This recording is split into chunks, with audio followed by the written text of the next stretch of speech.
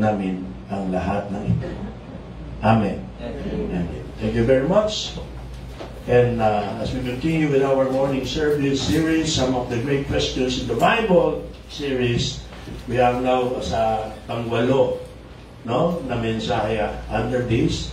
At ito nga po ay yung nakapanood din dun sa tarata sa ating key verse, Jeremiah 8:22, particularly in first part. Is there no balm in Gilead? Is there no balm in Gilead? So, as our introduction, una bigyan pa natin yung state of the Jewish people na nakapalo po dito sa chapter na ito, sa book ni Jeremiah. Yung background po nito ay ang Judah po ay under the invasion by the Babylonians.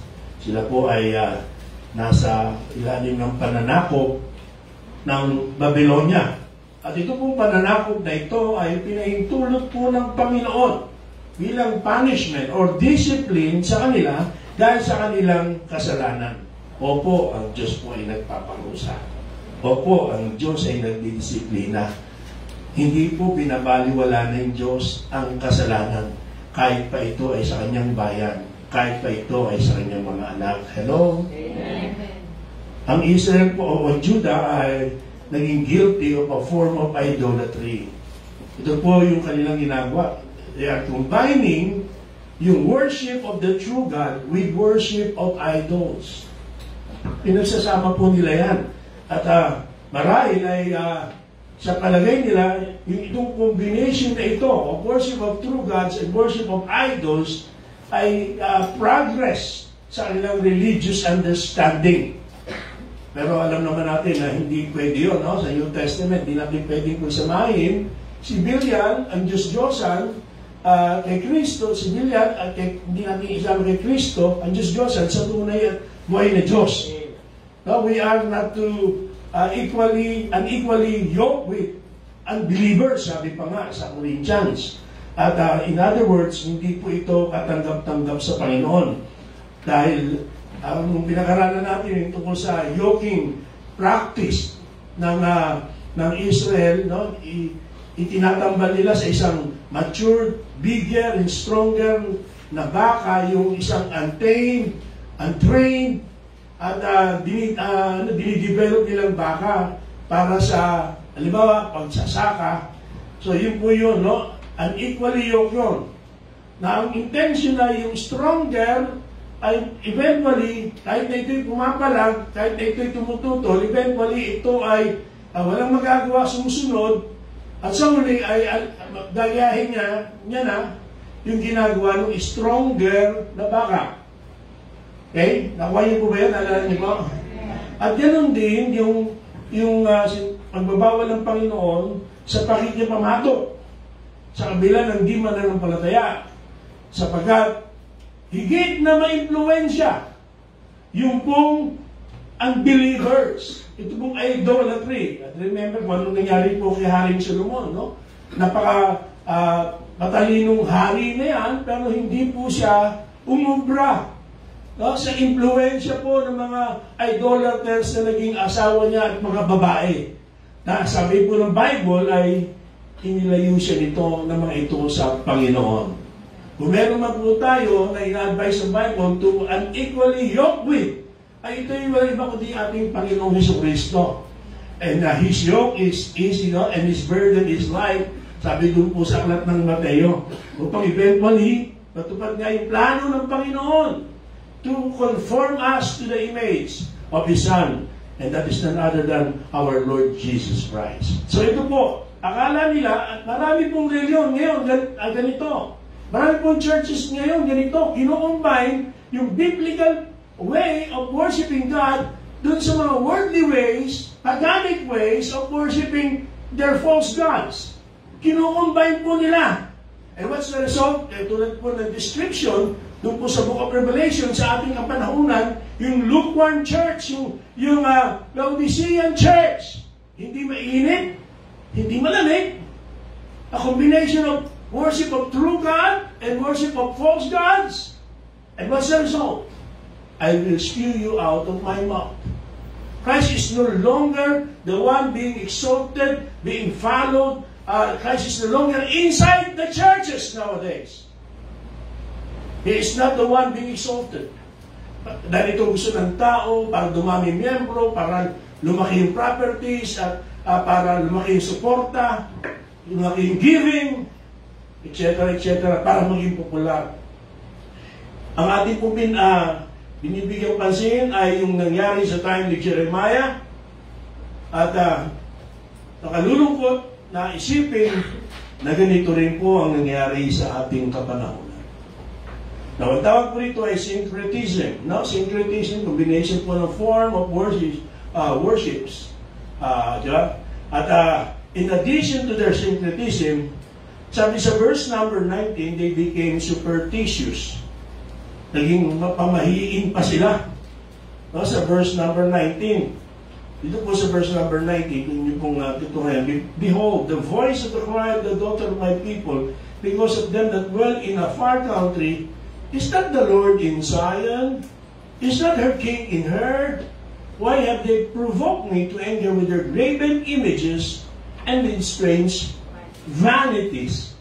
Ito pong cry of the people regarding the temple in Jerusalem ay pagpapahayag lamang po ng kanila pong attitude that they merely assume na dahil nag-church sila o sumasamba sila, no? At napunta sila sa templo, nandoon sila sa Zion, at sila po ay gumaganap ng, hindi naman nila inaalis, ginaganap pa rin nila yung kanilang Jewish worship traditions, pero dahil kinumbine po nila dito yung mga paganic practices, akala nila yung outward forms na ito sa kanilang Diyos ay will make them safe against itong invasion na ito.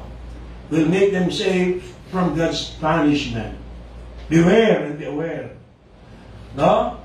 Yung pong compromise at yung ito pong mga combinations of paganic practices and biblical practices ay hindi nagbibigay po sa atin ng assurance na tayo ay safe na from the chastisement or even from the punishments of the Lord. Hindi nga ito katanggap-tanggap sa Diyos. So si Jeremiah po, as he recites their cry, siya po ay in-interrupt ng Panginoon dito. Sabi ng Panginoon, why have they provoked me to anger with their carved images and with their foreign idols? Again, in verse 20 naman, nakita po natin yung respond ng tao. Verse 20, sabi po dyan, the harvest is past, the summer is ended, and we are not saved. No, ito pong mga taga-Juda, they point out here the hopelessness of their situation. They liken themselves to a people whose harvest has failed. No, walang inani. Bigo yung kanilang pananim. At wala po silang aanihin at provision para sa kanilang pangangailangan. So ito po yung kanilang naging tugon. No, ito po ay ginamit nila to apply to their situation at na-realize nila eventually, but it's too late. Too late to do anything about it. Na-realize na nila that they are about to be destroyed by the Babylonians. Hindi sila naproteksyonan ng kanilang syncretism at kanilang superstitions. Hindi sila naproteksyonan ng kanilang compromise. Hindi sila naproteksyonan ng kanilang hypocrisy, ng pretensions nila. Nagpapanggap sila, sumasamba sa Diyos, pero may paganismo sa kanilang pamamaraan. Nakikinig pa ho kayo. They realize that it is too late. Sad to say, no, malimit, di natin tutunan ng leksyon na yan. Lagi na lang tayo nabibiktimang nasa huli ang pagsisisi. It's supposed to be the moment we realize mali yung ating ginagawa, mali yung ating nagiging buhay, salungat sa salita ng Diyos, yung ating ginagawa at pamumuhay, that very moment should immediately cause us to repent. Dapat nasa una ang pagsisisi at hindi nasa uli para para maiwasan ang punishment or chastisement ng Panginoon. Now, bigyan pansin din natin, bilang parte ng ating introduction, yung kalungkutan ng propeta. Alam naman natin, ito si Jeremiah ay tinatawag na the weeping prophet. At mayroon pa nga siya isang aklat, no? Na nagpapahayag ng kanyang panaghoy, lamentations. Weeping prophet. Na si Jeremiah, he did not view the people's fear, okay, with indifference. Hindi po siya yung kagaya ng ibang tao. O, kasalanan yan, hindi kayo nakinig eh. Hindi ako nagkulang sa inyo, sinabi ko na sa inyo eh, hindi kayo nakinig. Hindi po siya gano'n. Bagamat totoo na he warned them of this consequence of their ways. Yet the fact that his warnings were about to be realized, hindi po ito kanyang ikinatuwa.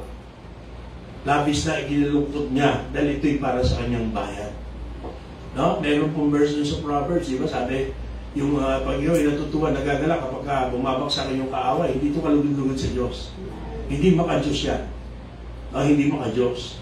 So instead, si Jeremiah po, imbis na manisi at magalit sa bayan, no, he felt the situation deeply. Kaya sabi niya po dun sa ating last part ng ating key verse, no? Sabi niya, last part ng ating binasang verse, dun sa verse number 19, sabi niya, verse 21, for the hurt of the daughter of my people am I hurt. Verse 21, for the hurt of the daughter of my people am I hurt. I am black. Astonishment hath taken hold on me. So what we have here is the sorrow of the prophet because of the state of the people. Okay? So ang sinabi pong ito ay common. Ito pong kalumbayan ni Jeremiah. Masabi natin common sa mga Old Testament prophets. Bagamat ang kanilang calling from God, malimit, was one of predicting judgment for the people because of their sins. Yet, malimit, this was accompanied by intense regret at what the people had brought on themselves. No, kahit naman tayo, at winawarningan natin, at pinagsasabihan natin kapag ang sino man sa kapatiran ay lumalakad ng liko, at kahit na kamanggagawa pa, o kasamang kapasturan ay may ginagawang salungat sa kalooban ng Diyos at ating binigyan ng babala at hindi nakinig at dumating nga, no, yung consequence nito, dumating nga yung pinahangambahan, magiging dulot nito. Hindi rin naman natin ikinatutuwa yun. Ikinalulungkot natin yun. No? Hindi natin ipinagdiriwang, buti nga magtiis kayo, hindi po natin kinatutuwang gano'n. Now dito po, bigyan pansin natin din yung solution of the problem. Sa gitna po ng kalumbayan na ito ni Jeremiah, ay nag-express po siya ng pagkagulat. Nagulat po siya. At ang dahilan po ng kanyang pagkagulat ay sa kabila ng alam po ng Judah yung remedyo. May remedyo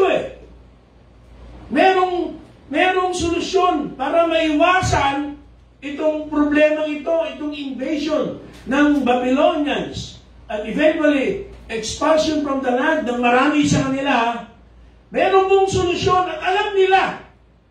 Pero sa kabila po na may solusyon at alam nila, nangyari pa rin. Nasakop pa rin sila at nadalang bihag ang iba sa nila. And this is why he uses the allusion to the physicians of Gilead dito sa ating teksto. Is there no balm in Gilead? Is there no physician there? Why then has the health of the daughter of my people not be restored? So of course, no? Ito pong binabanggit dito ni Jeremiah ay hindi po literal na doktor sa Gilead.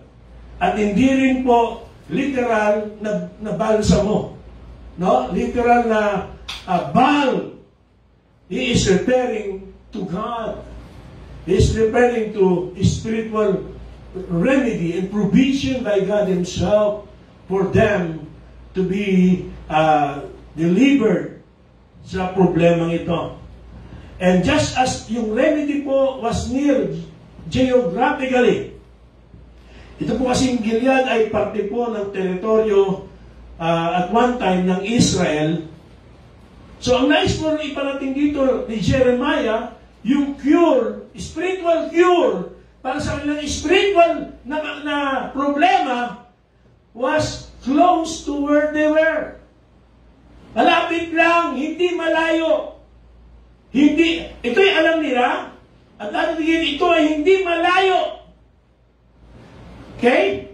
Kung paano yung literal na balsamo ay malapit dun sa kanilang lugar, at kung saan may mga doktor na nandoon dahil dito, at para yung kanilang physical needs ay matugunan, ganun din kalapit yung kagamutan sa kanilang spiritual na karamdaman, spiritual na problema, lalo pa tingin, yan din kalapit ang doktor, spiritual na doktor na magbibigay ng kagalingan sa kanila. Mga kapatid, no? Tayo rin naman, kagaya mo, Hudyo, ay malapit sa solusyon na anumang klase ng problema meron tayo sa buhay na ito. At nandiyan lang din ang Panginoon na malalapitan natin. Kung ang mga Hudyo lamang, they approach their healer and sorrowfully ask Him to heal them of the consequences of their sins. If they only repented of their sins and returned to the Lord, then there's no doubt that the Lord will remove the threatened judgment and restore their security from their enemies. Pero nagulat nga ang propeta Jeremiah, hindi nila ginawa ito. Alam nilang may remedy, nandiyan ang remedy. Merong solusyon. Pero hindi nila ginamit ito. Hindi sila tumawag sa Panginoon. So mga kapatid, no? Meron pang dalawang encouragements. Maraming encouragements actually. Ang dalawa sa mga ito, ang binigay dito sa atin ng propeta. Kung saan? Ito rin ay kanilang inignore. Yung pong mga pangako ng Diyos sa nakaraan at yung mga karanasan nila na pagtulong ng Panginoon sa nakaraan. Basahin lamang nila yung Book of Judges kung saan makita nila ron na kapag ang bayan ay nasa pagkakasala, na sa kanilang pagsisisi panunumbalik sa Diyos, sila po ay inililigtas agad ng Panginoon. Only if they give way sa mga warnings na ito, they responded to these warnings, or they followed itong mga guidelines na ito na nasa Bible, may iwasan po nila yung captivity from Babylon. But then, hindi nila ginawa. Diyan po papasok yung significance ng problema nila sa problema natin. Sa isang banda, hindi po tayo naibasa nila. Bigla ko naalala habang scripture reading tayo. Ito, yung komentaryo ni Matthew Henry. At hindi ko na isama sa akin outline. Pero sabi niya rito, ito yung ng Panginoon sa Israel. Kung papansinin niyo po yung sa verse, doon at balikan natin ang scripture reading. Dito po sa verse na ito, no, sa chapter 8, sa verse number 4, nasabi yan, whoever thou shall say unto them, thus saith the Lord, shall they fall and not arise? Shall they turn away and not return? So sabi dito, no, sa komentaryo ni Matthew, they would not attend to the dictates of reason. Diba? Ano lang yan? Common sense lang yun eh. Pag nadapa ka ba, hindi ka nababangon? Diba? Yun yun eh. Nadapa ka, hindi ka babangon? Diyan ka na lang, dito na lang ako. Pag nagay yung appear, iba, kung saan ako nadapa, doon na lang ako. Yun na nangyayari. Pero sabi, common sense, wala ba kayong common sense? Naligaw ka, tutuloy mo na. Hindi mo ba hahanapin yung tamang daan? Pero ganun ang ginawa ng Israel. Nadapa sila, ng mga taga-Juda, nadapa sila, pero hindi na sila bumangon. Naliligaw na sila, pero hindi nila hinahanap yung daan, pabalik o yung tamang direksyon. Then in verse number 6, anong meron niya sa verse number 6? I hearkened and heard, but they spake not aright. No man repented him of his wickedness, saying, What have I done? Everyone turned to his course as a horse rusheth into the battle. Ano pong sinasabi yan? Again, sa tulong po ni Matthew, sabi, they would not attend to the dictates of their conscience. Diba di ba sila sinusumbatan ng kanilang budhi? At pinalalabas pa nilang, may mali ba akong ginagawa? Anong mali ko?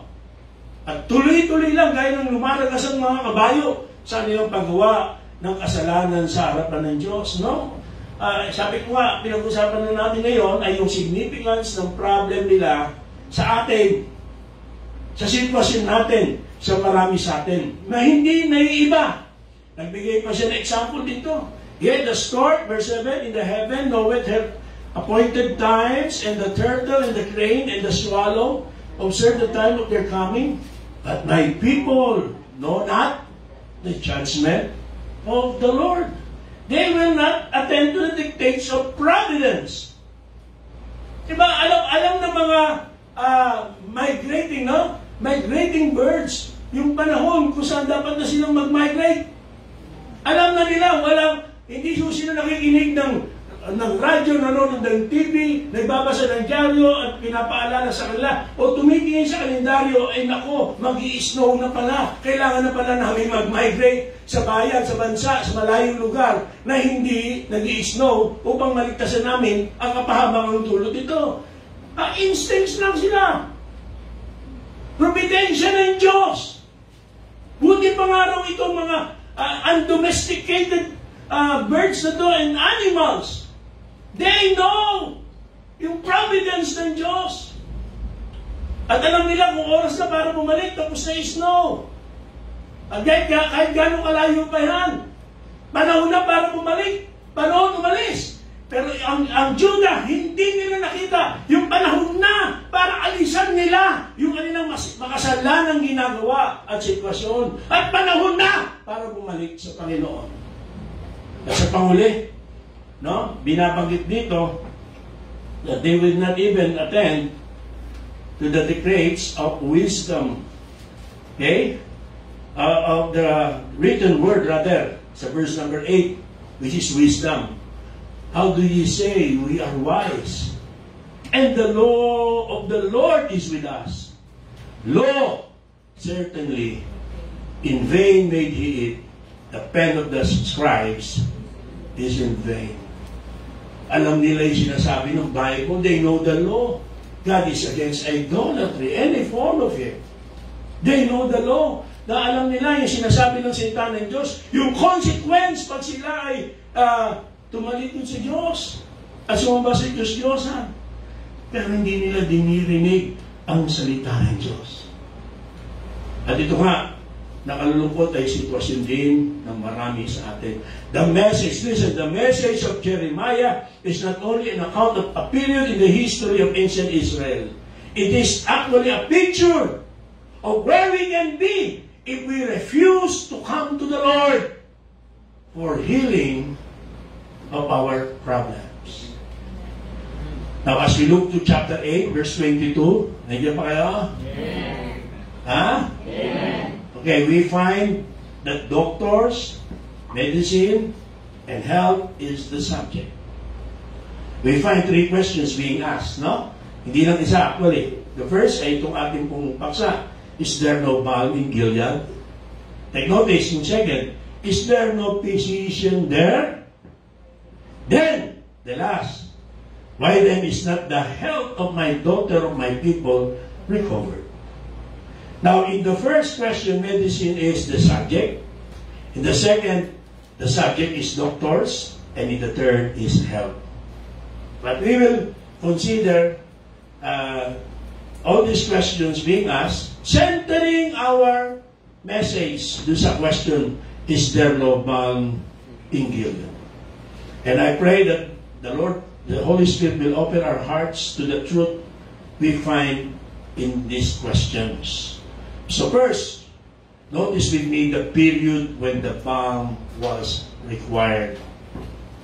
Ito pong basa mo na binabanggit po ni Jeremiah ay isa pong substance and commodity kung saan ay very popular sa kanyang time at ito po ay kilala sa kanyang medicinal qualities. Ang salita po mismo na ginamit dito sa Hebrew ay it denotes the gum or resin of a tree that grew in Gilead. And it was very valuable commodity na binibenta po, kinakalakal po ng mga Arabo at mga Phoenician na mga mangangalakal. Maalala po ninyo yung istorya ni Joseph nang siya po'y binenta ng kanyang mga kapatid sa isang caravan na nagdaan on their way to Egypt.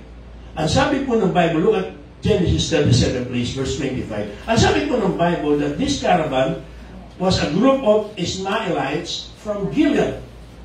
Galing po sa Gilead. At isa po sa kanilang mga daladala na mga kalakal papunta sa Egypt, kung saan kasama nga na nadala si Joseph at naging binentang bilang alipin doon. At alam na natin iba pang mga kasunod na istorya. Pero isa po sa kalakal, ito po na bigyan pansin natin dito, ay yung balm from Gilead. Look at Genesis 37 verse 25. Ito po nakasaad. And they sat down to eat bread, and they lifted up their eyes, and looked, and behold, the company of Ishmaelites came from Gilead, with their camels bearing spicery, and hello? Balm. Diba masaba? And balm and myrrh going to carry it down to Egypt. So hindi ito basta balsamo lang. Ito talaga ay popular na balsamo, na gamot. At ito po ay talagang pinapangalakal. Sabi pa nga sa tradition, isa ito sa mga gifts ng Queen of Sheba nang siya po ay dumalaw kay Solomon. Yung balm from Gilead.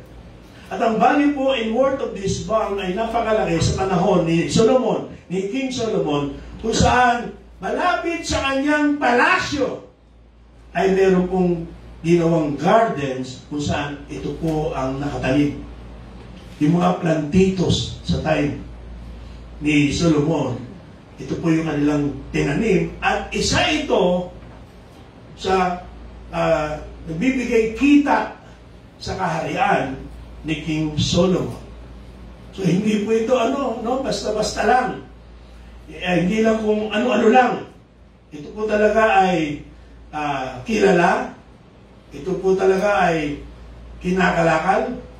At ito'y totoo. Para ito po ay magiging na bahagi po ng revenue ng kaharian ni Solomon. At may garden pang tinanim. Mga gardens na tinanim para dito.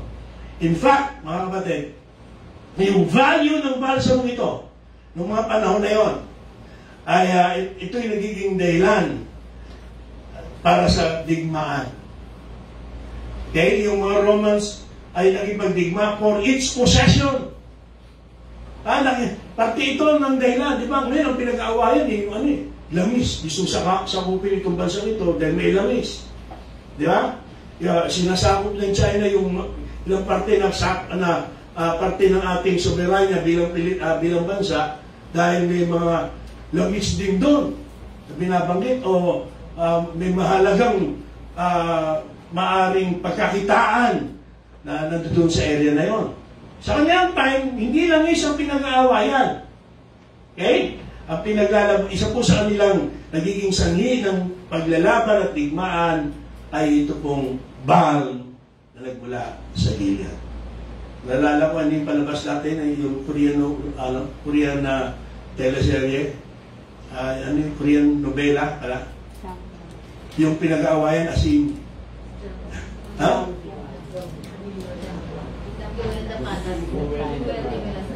Okay, hindi, isa pa, talaga, yun talaga pinagawain nila sinari kung bakit? Una, para doon sa mga pag-preserve nila ng pagkain nila at yung mga panimpla nila, di ba? Mahilig sila ganun eh. Asin. Ngayon sa panahon natin, langis. Pero nung time nila, Balm of Gilead. O, nakuha niyo po ba? Okay, nagbibigay lang tayo ng diin sa kahalagaan nito.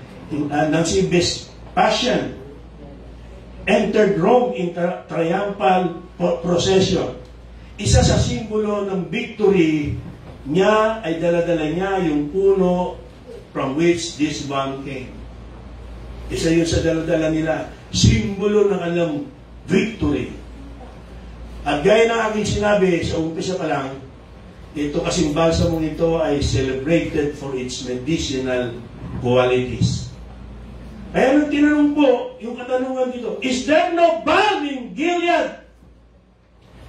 Okay, mga kapatid, hindi naman po pinag-uusapan natin ay yung literal na balm. Kundi ang pinag-uusapan natin dito ay spiritual na balsamo para sa mga tao, particularly sa mga Juda.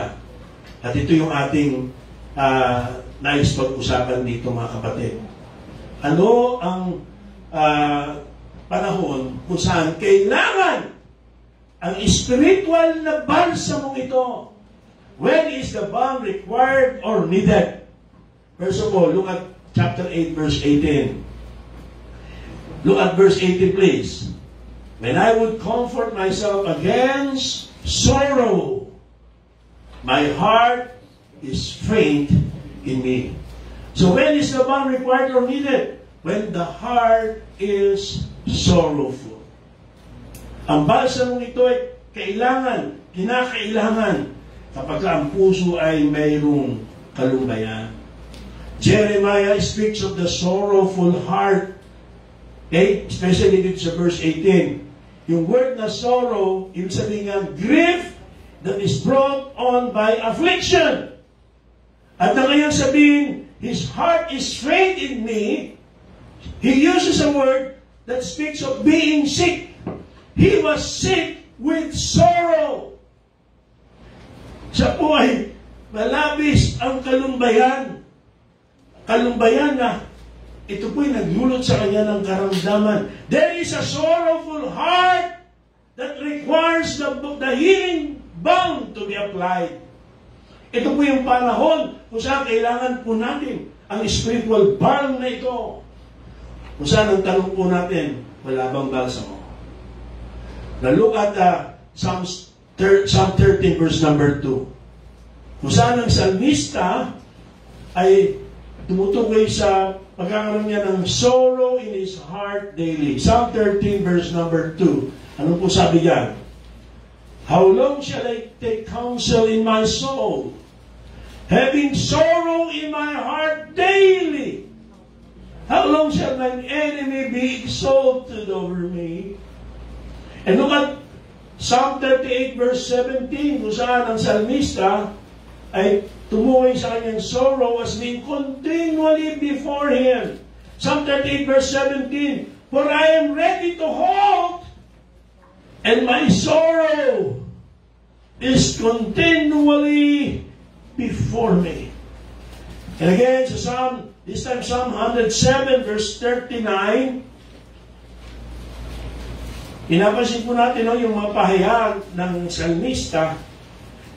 At dito, he spoke of being brought low through oppression, affliction, at isa sa nagdadala ng kanyang miserabling kondisyon na ito ay yung sorrow. Psalm 107 verse 39, again, they are minished and brought low through oppression, affliction, and sorrow. What's the point? I don't know, but maybe there are those of us who are like the psalmist. Kayo na narito at iba na sa kanilang mga tahanan na ang sirkumstansya ng inyong buhay, ang kasalukuyang sitwasyon natin ito, itong pandemyang ito, have brought daily and continual sorrow. Katulad ng salmista, you have been brought low by sorrow. Hindi ka na makangiti. Lagi ka na lang malungkot. Marahil sa harapan ibang tao nakangiti ka, hindi nila nakita pero pa nag-iisa ka, nandoon ang iyong matinding kalungkutan. Nalala ko tuloy isang Chinese parable. Nagsasabi ng istorya ko sa isang babae na namatayan na kanyang anak. At dahil dito masyado siyang grief-stricken, masyado po siyang nalungkot, she made her soul a wailing wall.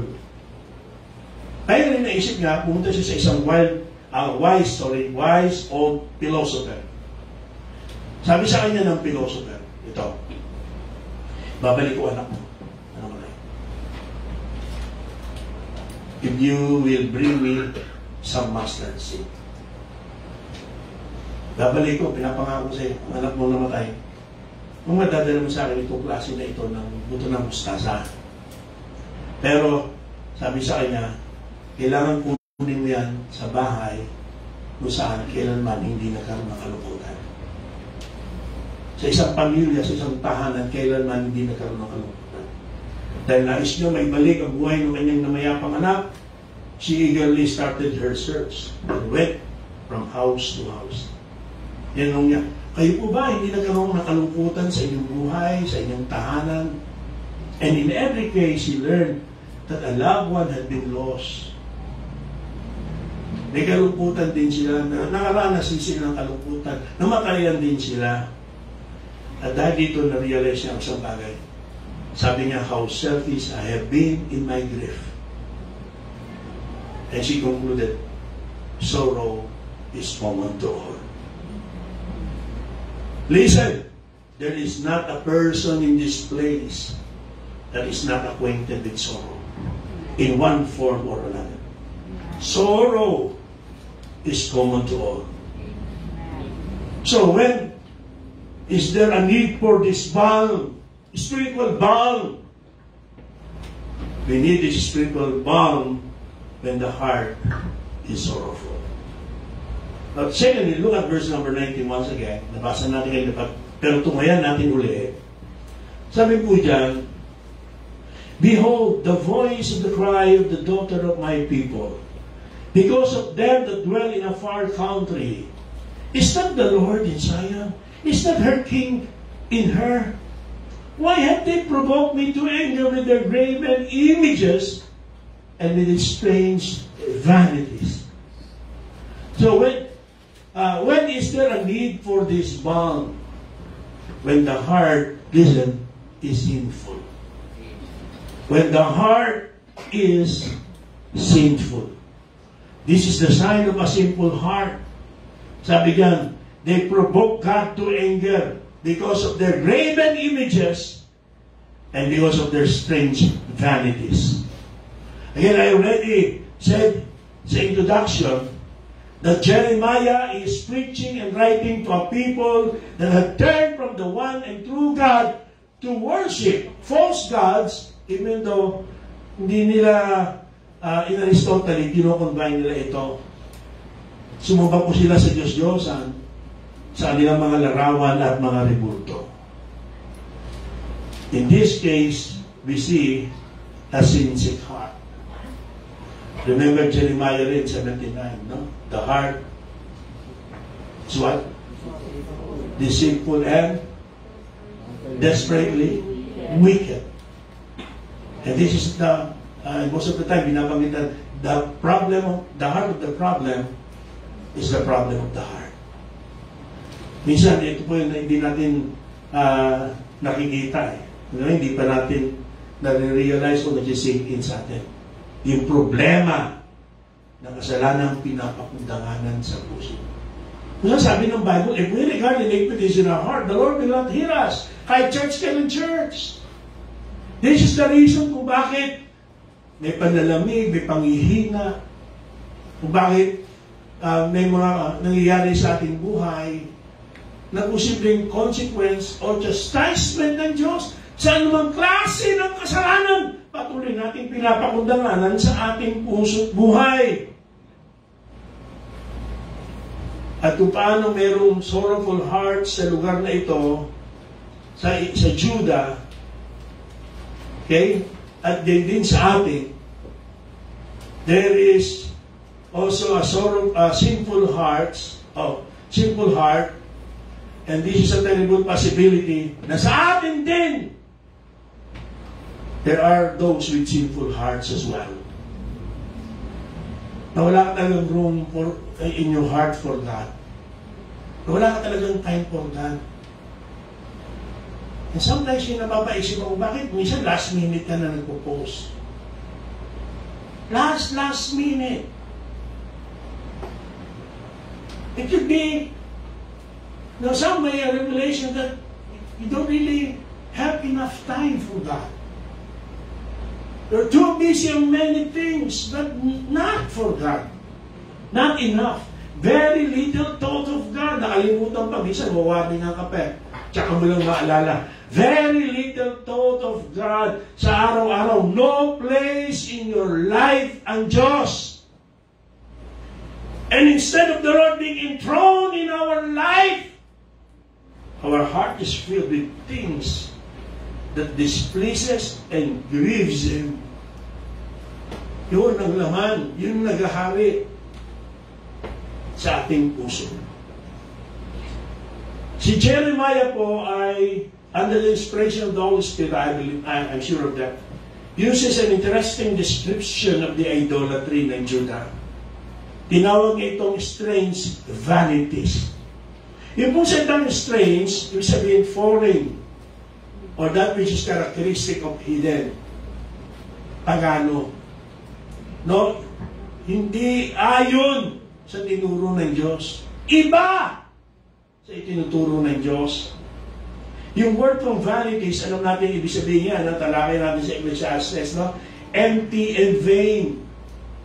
Hungkag, walang kabuluhan.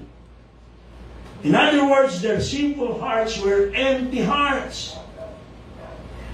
All their idolatry, all their sin had done is left them with a huge vacuum in their lives. Hungkag, napakalaki ng kahungkagan, ng emptiness sa kanilang buhay. You know, this is no surprise at all. Why?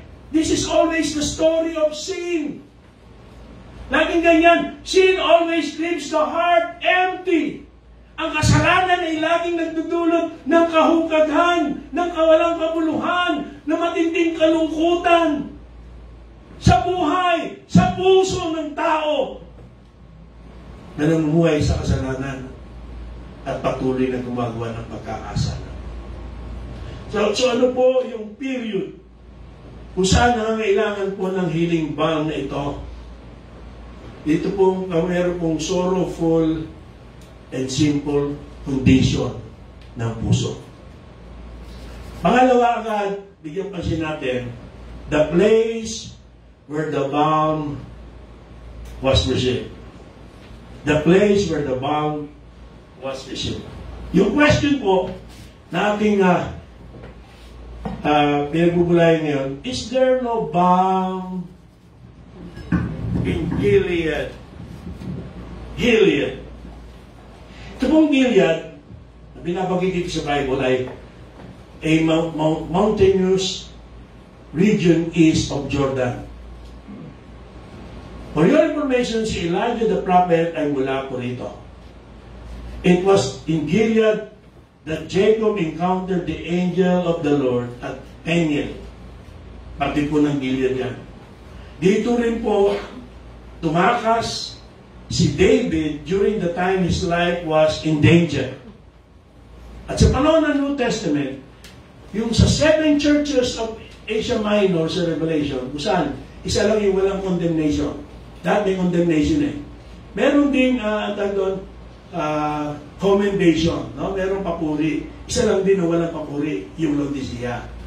Pero lahat may condemnation. Isa lang ang walang condemnation, yung Philadelphia. Dito po, sa lugar na ito, nakalocate yung church at Philadelphia, sa Gilead. Ang ibig sabihin ng Gilead, rough and rugged. So it was a rugged country na meron pong mga peaks reaching over 3,500 feet. And within these rugged peaks are plains with grasslands kung saan ito ay famous for herds and flocks. Dito po nila dinadala yung kanilang mga kawan. Yung tinatawag nilang King Highway, ito po isang napaka-importanting international trade route ay dumadaan po through Gilead. And this was also agriculturally significant area. Hindi lamang po important trade route or route. Now, in relation to the question asked, let us think of the availability of provision in Gilead. Availability of the provision in Gilead. Gilead nga, sa maraming nabanggit na magagandang katangian ng lugar na ito, ganda pala nito, sa maraming ito, kasama po yung balsamo, itong balm. And as I said earlier, this balm is famous for its medicinal qualities. For 50 generations, ang Gilead ay higit na tanyag sa inyong plantations of aromatic and medicinal herbs and balms. Dito po tanyag itong Gilead. Kaya nga pag sasakupin ito po yung unang kinukuhang simbolo ng tagumpay nung nanakop yung puno nito. Kaya nung tinanong po, itong katanungan, is there no balm in Gilead? Ano po sagot? Yes, there is. There was balm in Gilead. There was a medicine. Listen, we're talking about spiritual balm here, okay? In other words, there was a medicine for the heart that is sorrowful and sinful. Wala bang gamot sa malungkot na puso? Wala bang gamot sa makasalanang puso? Meron! May gamot! Is there a balm for the heart that is sorrowful? Yes! There is a balm in Gilead for your broken heart, kapatid, kaibigan. The Word of God this morning wants you to know that there is a healing balm available for you. Is there a balm for the heart that is sinful? Listen, I am thankful that I can tell you today that one day I came to Gilead and found the balm that heals my sinful heart. Yes, may gamot po sa ating makasalanang puso, sa ating pagiging makasalanan. Kasalanan that left us empty. Makasalanang puso na nagbigay ng kahukagan. Walang kabuluhan. Walang direksyon nating buhay. May gamot para dyan. Sabi ng Diyos sa kanyang salita. That's why, let me ask you, are you tired of an empty and wasted life? This is a good news for you. Pagod ka na ba sa nangyayari sa iyong buhay? Pagod ka na ba sa walang kabuluhang buhay? Let me tell you, there's a good news for you. There is a balm in Gilead. May gamot para umayo sa ating buhay. Sabi ni Pliny, sino ba si Pliny? Siya po ay author, Army Commander, ni Vespasian, binanggit ko kanina. And one of his books ay yung Encyclopedic Naturalis Historia. At ito pong kanyang kanta ito ay naging editorial model ng lahat ng encyclopedia. So pwede natin sabihin, the father of encyclopedia. Sabi ni Pliny, sinip mo ako na. Describing yung balm of Gilead. Sabi niya, this tree from which the balm comes is all medicinal. The chief virtue is in the juice. The second in the seed. And the third in the rind. the last in the stock. And he said that it comforts both by tasting and smelling. Ang bira, no? Parang yug din, di ba? Yung yug, tawag the tree of life, yung buko, yung yug, di ba? Kasi lahat nagagamit. Pero ito, primarily, sa gamot. May iba-iba pang mga parte na may iba-iba rin gamot magagawa dito.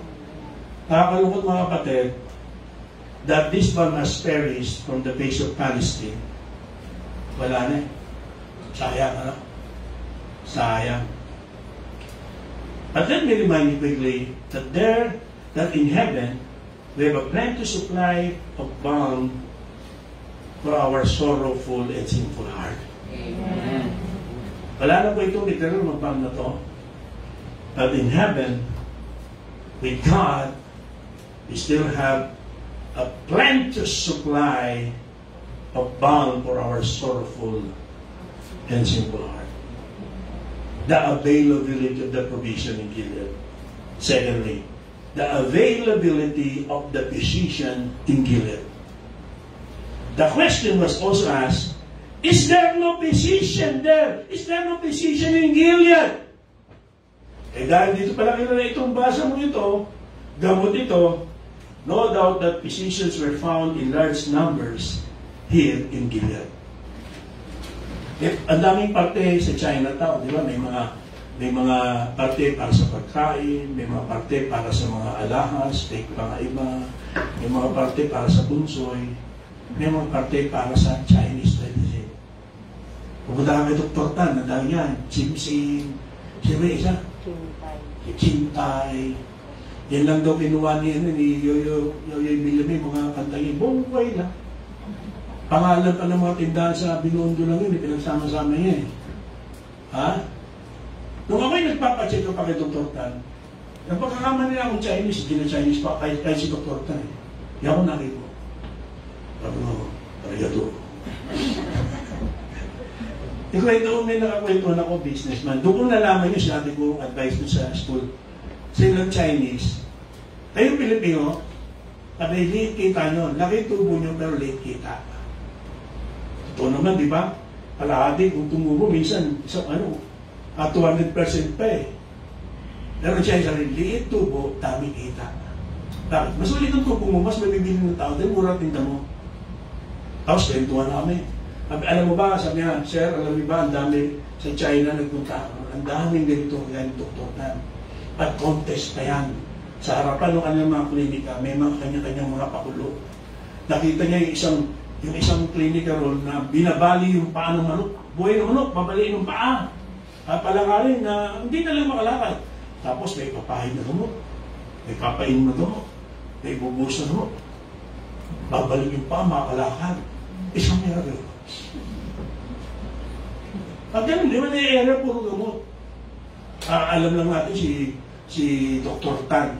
Pero alam natin, hindi nyo alam, may iba pa yun. May rin nga din, nagdidextrose pa eh. Nagdidextrose ng vitamin, nagdidextrose ng buwan, ay hindi naman talaga legit na doktor. Ang dami niya mga nagtitinda.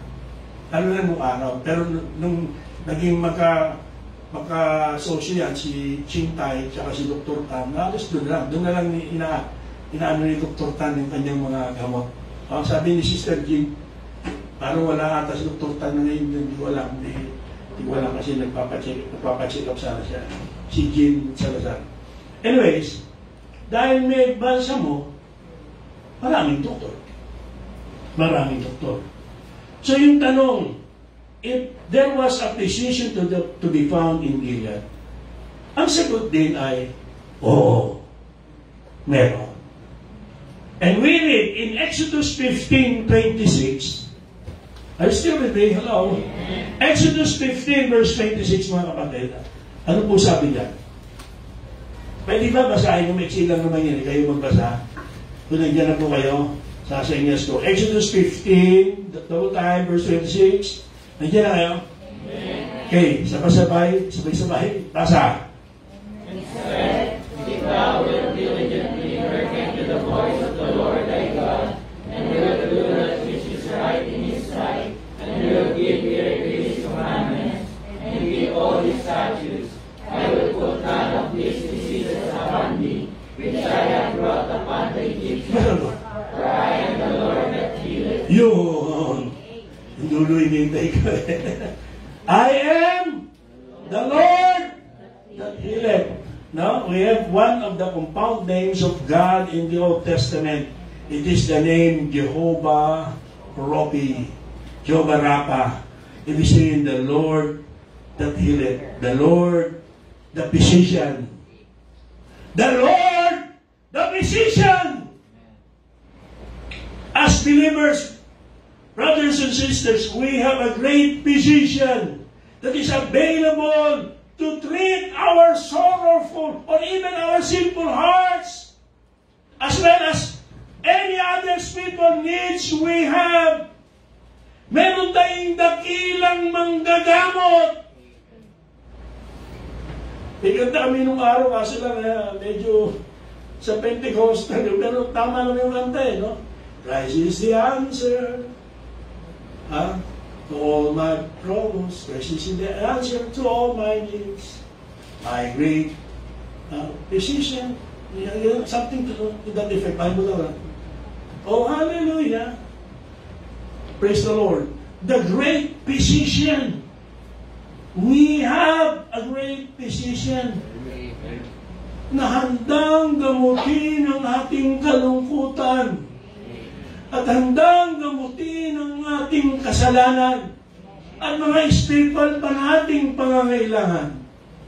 Kapatid, kaibigan, do you have a spiritual need today? Let the Word of God remind you this morning that there is a balm in Gilead and that there is a physician in Gilead. And the prophet Malachi declared, look, Malachi chapter 4, verse number 2, please. Malachi 4 and verse number 2. Look at your Bibles, please. Ano sabi niya? Malachi 4, verse number 2. Will you kindly help us with this one? Nakita mo kanina mga verses. Brother David, thank you. Sabi? But unto you that fear my name shall the Son of Righteousness arise with healing in his wings. We have a great physician that can heal our sorrowful and sinful hearts. Let me now close the message sa pang-tatlo at mahaba pang puntos. The problem why the balm is refused. So, the unang question, is there no balm in Gilead? Nasagot natin, yes, there is. The second, is there no physician then? Yes. Marami. In our case, we have a great physician. But notice the third question. Why then is not the health of the daughter of my people recovered? Bakit hindi gumagaling? Bakit walang kagalingan? Bakit patuloy pa rin may kalumbayan? Bakit patuloy pa rin sa kasalanan? Bakit patuloy pa rin sa pagtalikod? Perpetual backsliding pa nga, sabi ni Jeremiah. Bakit hindi na nagbablush yung mga mukha, sabi pa niya. Bakit mas patalino pa yung mga migrating birds? Bakit hindi nakikinig sa dictate of reason, of common sense? Why then is not the health of the daughter of my people recovered? Bakit hindi ka pa rin lumalago? Bakit na backslider pa rin? Bakit masama pa rin ugali? Bakit plastic pa rin? Bakit nagpapabaya pa rin sa gawain? Bakit maraming bakit? Simulat sa pool. Bakit? Now here, si Jeremiah, tinatanong niya ito sa kanyang sarili. If there is a plentiful supply of balm and physicians in Gilead, why then do the people remain sick? There can only be one answer to this question. Isang sagot lang. The people have refused to take advantage of what is available to them. They refuse. Marami tayong alam na kaso na kagaya ng kaso nito, kinukwento na isang pastor. kaibigan niya namatay yung asawa dahil sa cancer. Ang pamilya nito, natuklasan by accident, may sakit pala itong babae, yung asawa. At dinala nila siya sa doktor. Pero, it was too late. Bakit? Bago siya namatay na sabi sa kanya nung asawang lalaki, sinabi ng doktor sa kanya, alam na niya may cancer siya. Alam niya na may sakit siya. Pero, hindi niya sinabi sa kanyang pamilya. At hindi niya siya bumalik sa doktor para ipagamot o kayo sakit. Pwede pa sana, sabi, maagapan. Pero nung dinala niyo siya, huli na na. Makikinig po. We should ask ourselves, why we continue to carry our burden of sorrow or sin when there is a balm and great physician available to us? Again, let me ask you, do you have a sorrowful heart? Do you have a sinful heart? Would you like to find healing for your heart that is broken by sorrow? Would you like to find healing for your heart that is bound by sin? Then here is what you must do. Tatlong simpleng bagay lang. Una, the place we must go. Saan masusupuan ng balsamo? It was in Gilead. If we are to find healing for the sicknesses of our heart and soul, we must go to Gilead. But like me, no. You must come to the foot of the cross. Amen. If your problem is sin, if you're not yet saved, you must come to Christ to have salvation. Amen. To be saved. No one and there's no other way to be saved, and that no one can save you except Jesus Christ. Amen. You cannot save yourself, obviously. The religion cannot save you. Only Jesus Christ can save you. You must come to the throne of grace, brothers and sisters. That is our Gilead. You must come to the throne of God's grace and mercy. We must come to the place where help and healing can be found. Maya-maya, magbigay tayo ng invitasyon to the altar. And that altar can be your Gilead. That can be the place you must go, you can go to find help and healing. The place we must go. Take notice, the physician who must be our guide. Alam nyo, may iba-iba pong response ng tao pag nalaman niyo may sakit siya o may sakit yung isa sa mahal niya sa buhay.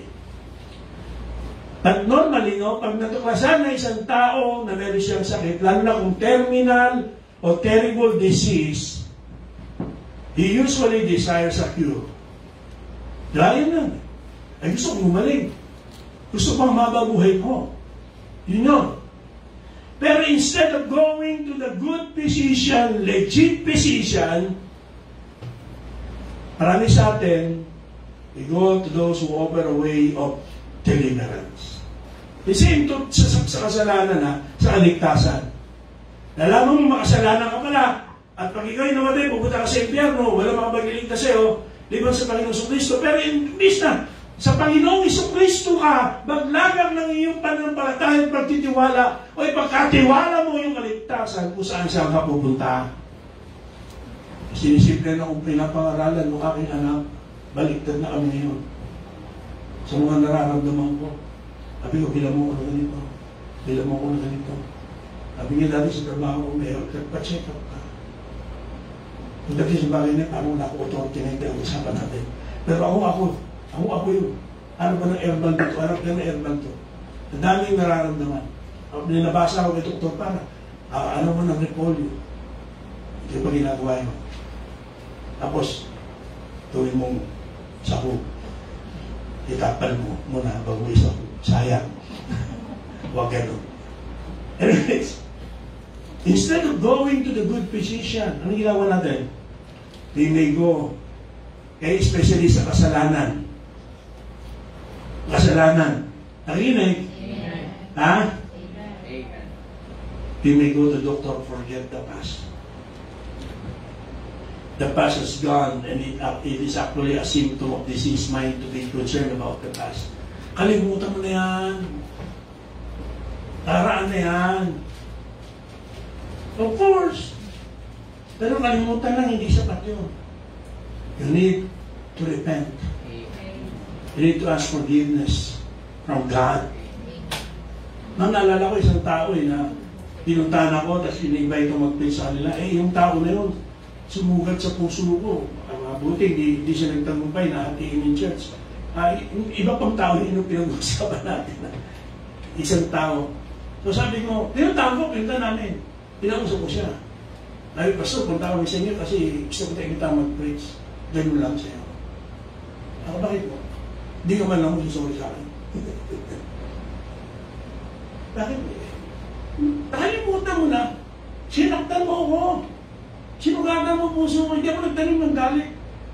Pero may pinaalala mo ulit. Sabi, wala na po sa akin yan. Wala na sa iyo.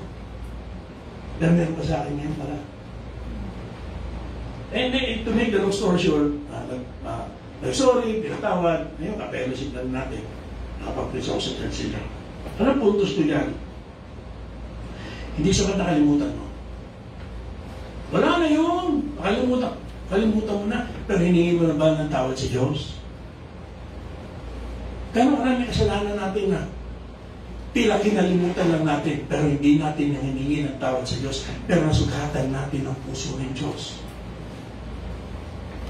Alinaw po ng Bible, not unless you confess your sins, you will not be forgiven and be cleansed from all of your unrighteousness. God indeed is faithful to forgive us our sins, but we must first confess it. Hindi nadadaan sa kalimutan na yan. Minsan sa mga pamilya, siyempre pamilya tayo, may ginawang ganun. What about saying sorry? Minsan natin, pag natin yan parang nakalimutan na lamang. Pero wala talagang real healing kung walang asking for forgiveness at walang forgiving. Don't go to forget the past, doctor, forget the past. Pangalawa, don't even go to doctor tolerant. Ang Diyos hindi mo stricto, sabi ng Bible and instead of death will end from the illness, its sufferer will be welcoming to heaven. Ang Diyos naman ay Diyos ng pag-ibig. Walang impyerno. Pag kailangan pa mamatay si Kristo, wala palang impyerno para iligtas lang tayo. Di nagsayang lang ng panahon, nagpahirap lang. Kaya ang Panginoon napunta rito dahil totoo yung impyerno. Siya yung gumawa ng impyerno. Ginawa niya impyerno originally para sa demonyo, kay Satanas at mga demonyo. Pero ginawa niya Satanas at ang tao, anong nangyari? Naging uninvited guest sa impyerno. At dahil dyan ang Panginoon, hindi siya namatay para sa mga anghel na nagkasala at sa kay Satanas at sa mga demonyo, pero namatay siya para sa atin. Dahil totoo yung impyerno! At ang kasalanan, kagaya ng kita natin dito sa istorya ng Israel, hindi binabaliwan ng Diyos. May parusa, may disiplina. May pagpapalo sa kasalanan. Huwag mo isipin ang Diyos ay tolerant. Huwag nating bastusin ng Diyos dahil ang Diyos ay banal at hindi kaaya-aya sa kanyang paningin ang kasalanan. He is too holy to behold sin. Kahit Kristiyano ka pa, pinuputol niyan yung fellowship. Hindi nawawala paging anak mo ng Diyos. Hindi nawawala yung relasyon sa Diyos. Pero pinuputol niyan yung fellowship mo sa Panginoon. Only if we walk in the light as He is in the light, we can have fellowship one with another. And if we confess, sabi ng verse 9, verse 7 yun, verse 1, our sins, His blood cleansed us from all sins. Huwag nating baliwalain. We must go to our great physician for comfort sa ating sorrowful heart and for cleansing from our sinful heart. For help sa ating broken heart, and help as well sa ating banded heart because of sin. Ang iba pupunta kay Dr. Steve. You will be nice to everybody, and God will be nice to you.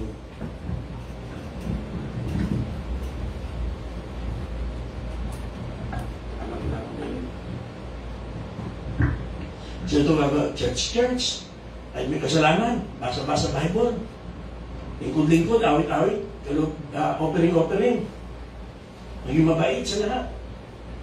Hindi doon sa kaaway mo. May kaaway ka, mabait ka sa lahat. And you thought God will be nice to you, Dr. Stephen. There are many such practitioners to consult, but they are all quacks, quack doctors. Go to the good physician.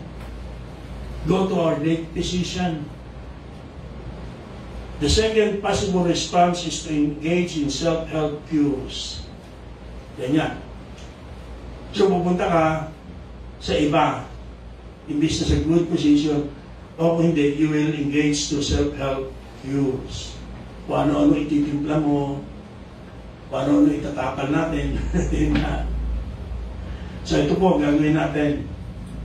Malimit, ginagawa ito, lalo na pagkatapos ng bagong taon, pagkabagong taon, you make resolutions, you take some of them a long time before you realize that hindi nagagamot yung sakit.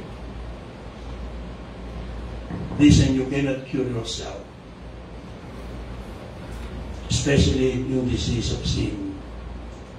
Iba naman, you can adopt a fatalistic attitude. Anong ibig sabihin natin fatalistic attitude? Talagang gagaling ako. Alam ganyan? Kasi ginagawa pa natin ng Panginoon kung malooban ng Diyos, tumaling ako. Alam, nakakalungkot isang pastor na hindi wala kung totoo yun, ha? Pero may pastor, matay asawa niya, brain tumor. Kaya pinag-pray din namin naghingi ng request. Namatay din yung asawa. Just recently, somebody told me, naging fatalistic din siya, ba't pa tayo magpipray? Kagaya nun, pinag-pray namin yung asawa ko, anong klaseng ganun pa anak na ito? Mamatay din. Kung tinakdanan ng Diyos sa mamatay, wala na. At yung mga anak niya rin, hindi na niwala. Pastor yan, ha? Yun ang kwento sa akin ng mga kinaupon. Totoo man yun, nakakalungkot. Pero maraming ganyan. Tuloy-tuloy, talagang gusto ng Diyos na paluin ako rito. Wala akong magagawa. Ako naman ito Kung magkakasakit ako, kakainom. Kung magkakasakit ako, kakasigarilyo. Katawan ko naman ito. Pera ko naman yan Fatalistic attitude din. Kung gusto talaga ni Lord na bumalik kami, babalik kami dyan. Marami they adopt that kind of attitude. That is not the way to deal with sin. And that is not the way to deal with Jesus. Yung talagang tutulungan ako ni Lord, tutulungan niya ako. That is not the way to deal with Jesus. The good physician. Your predicament demands that you call on Him immediately. Call on Him immediately. You must come to Jesus. Friend, you must come to Jesus. Brothers and sisters, you must come to Jesus. He is the only one that can heal a broken heart.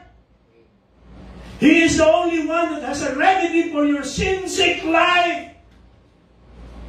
Only Jesus can heal a broken heart. Pwede ka pumunta sa napakalaki at mamahaling ospital sa buong mundo. They can cure any heart disease and even give you a new heart, but they cannot heal a broken heart. Because only Jesus can heal a broken heart. Parang i-prescribe ka nila ng doktor, change your life and lifestyle. Isa yun Yet, as many of us know, change within ourselves and by ourselves is often a futile effort. However, diba? Jesus is a physician that can do the changing for you. He can make you a new creature. Check out these references, brothers and sisters. Check out the references of the great physician we have. Thousands and thousands of names of people can testify that Christ has changed their life. Ang Panginoon lang makapagbabago sa iyong buhay. Amen. The good physician. What can you say about him? First, we should know, listen, that his services are free. Amen? Amen. Mahal yung doktor. Simula ko 200 eh. Naging 500 na ata uli o 400. Mga doktor, pamahal eh. Dati pag ito yung follow-up check-up lang, libre na kayo, may bayad na rin eh. Di ba? Ang tagal ko yung, di ba, nagkakakulit yung marami punta, may card pa kami, pero ko lang gumamit ng card eh. Ang tagal namin naghintay. Kaya ano yan? Anong hospital yan? Sa tabi mo, Mike Bilardo ba yan? O yung premier. Punta kami, tagal. Tagal mo naghintay. Pag may pila pa, tagal pa naghintay. Pagdating ko ron, sili pa dyan. Hoy, wala nga. Sulat. Okay, balik ka rito. Ganun lang. Pagbayad ka na kaya, bigyan na yung card doon. Procession na yung card. Pero ang Panginoon, una, His services are free. Amen. Secondly, His success rate is 100%. Amen. Nobody who has utilized His services have failed to be cured. Millions of sin-sick souls, millions of sorrowful souls have gone to Him for help, and today, iba dyan, mga nasa langit na, in perfect health. Iba, masaya na sa Panginoon na naglilingkod. Third, His surgery does not have a waiting list for people waiting to join. Kasi sige, tagal mo naghintay, tapos gano'n lang. May mga pangyayari pa ka, di ba, naghintay ka, tapos sinabot ka na ng cut-off. Tagal mo naghintay. Balik ka na lang bukas. Paano? Pag si Dr. Tan kasi, nagpa-check up, Chinese, ang tagal nilang usapan. Yung mga nag-Dr. Tan dito, tagal nilang usapan. Pag Pilipino, sandali lang. Bakit ang tagal? Di sila nagkaintindihan, kaya tagal nilang usapan.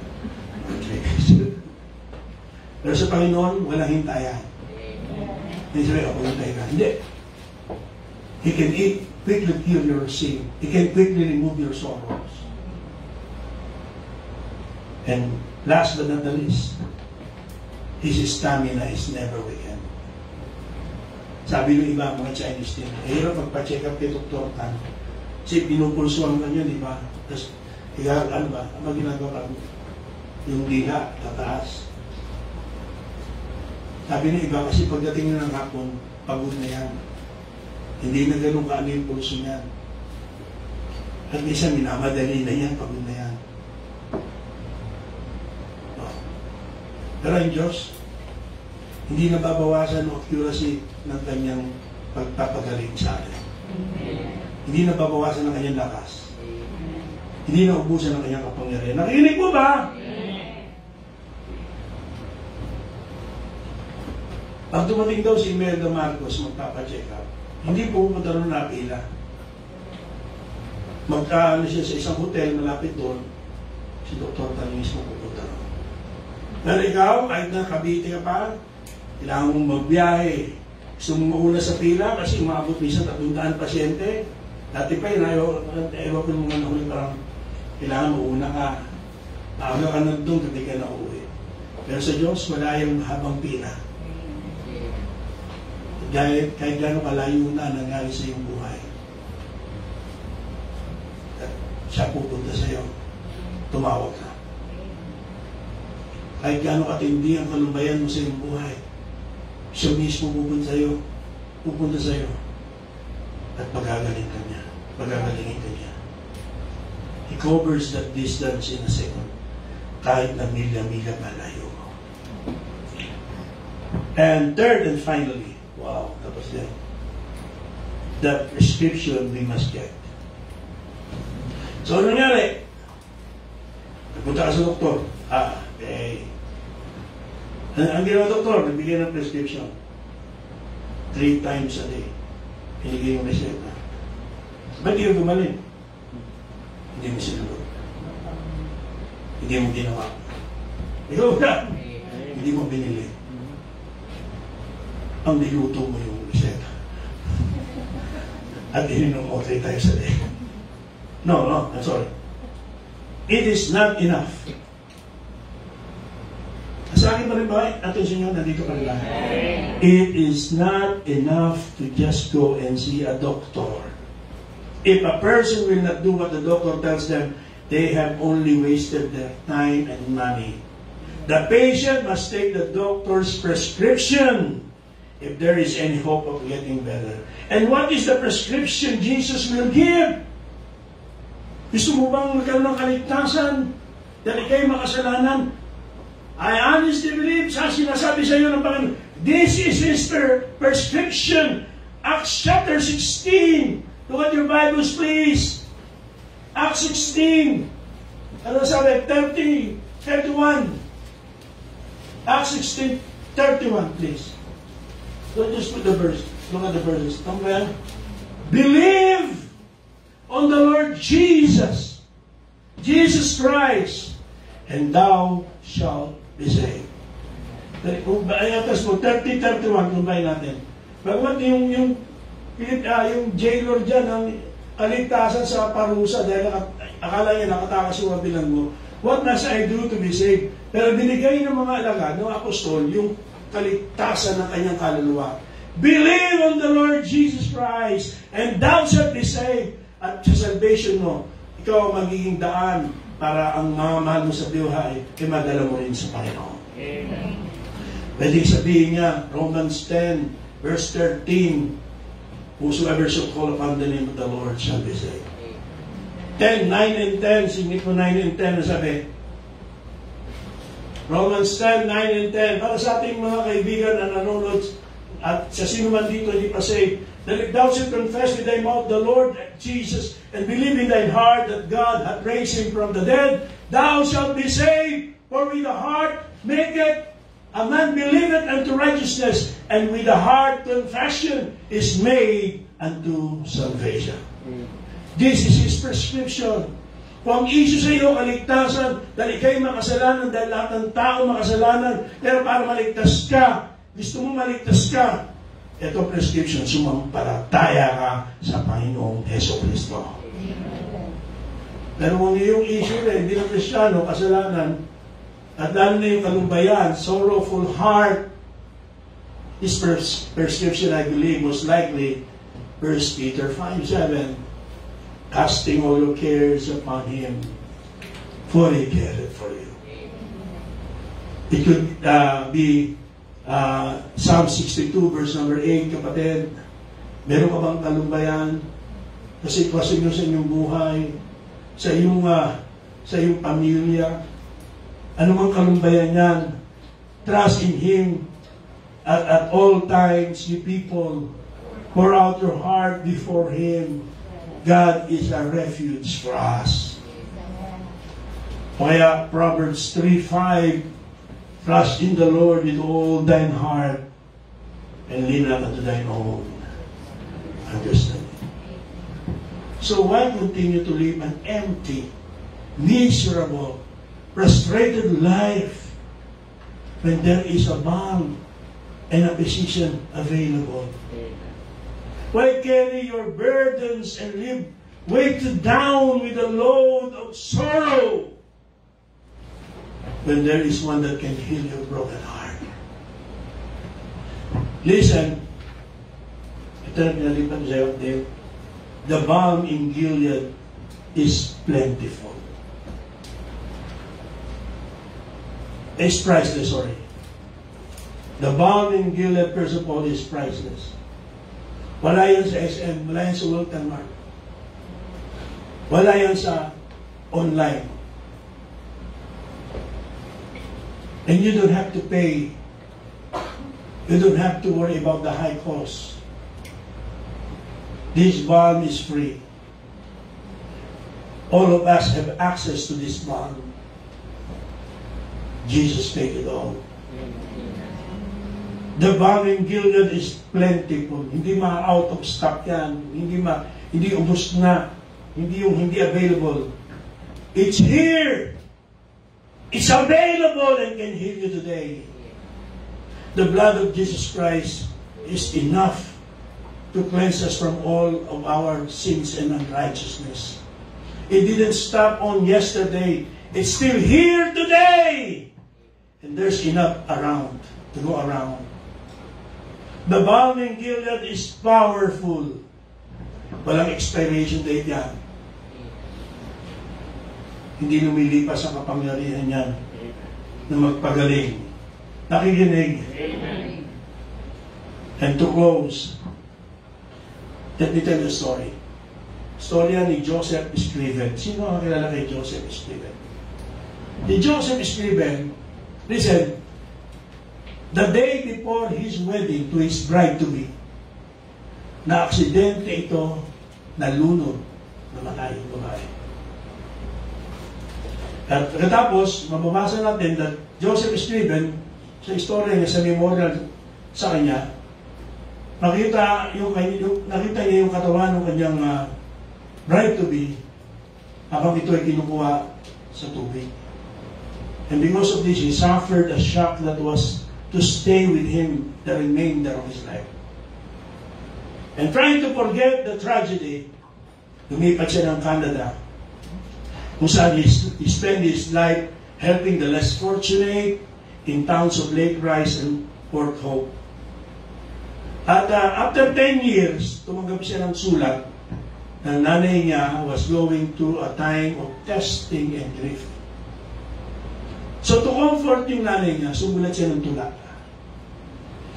Ang pamagat ng tula, A Friend Who Understands. Pinadala niya sa nanay niya. Alam ba yung tula na yun? It later ay nilagyan ng musika. At ito ay naging isa sa mga paborito nating hymn. What a friend we have in Jesus. Yung last stanza, ano? What a friend we have in Jesus. All our sins and griefs to bear. What a privilege to carry everything to God in prayer. Oh, what peace we often forfeit. Oh, what needless pain we bear. Oh, because we do not carry everything to God in prayer. Is there no balm in Gilead? Is there no physician there? Brothers and sisters and friends, yes, there is a balm and physician in Gilead. Why then is not the health of my daughter or the daughter of my people recovered? Sa lyrics ng kanta na sinulat ni Joseph Scriven, all because we do not carry everything to God in prayer. Lumapit tayo sa Panginoon. Ilagak natin lubos ang mga kabalisan natin ito. Ito sa ito ng Panginoon.